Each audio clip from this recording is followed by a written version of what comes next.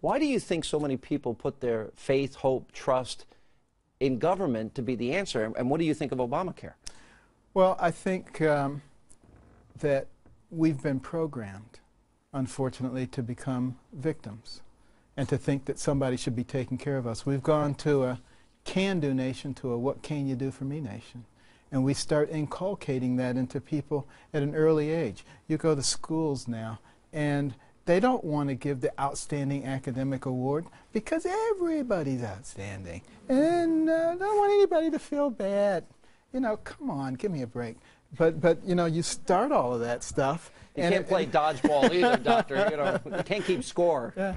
So it perpetuates itself throughout their lives. And all of a sudden you wind up with a bunch of people who want to occupy everything because, you know, it's theirs anyway. You didn't deserve that. It should be mine. Doesn't that go back to a lesson that you say your mother taught you about you control your destiny? Absolutely. And these health savings accounts? And you even said people that are poor and indigent, right, that there would be a way to help them. Right, because the government is already spending enormous amounts of money on healthcare dollars on indigent people. Taking not all of that money, only a portion of it, but divvying it up into people's HSAs, over which they now have some control, would make a huge difference. Now, will it be necessary to do some fine-tuning, and will it be necessary to create some encouragements for people who are not indigent to put money into their HSAs, to encourage their employers to put money into their HSAs? Yes, but these are all things that we can work out.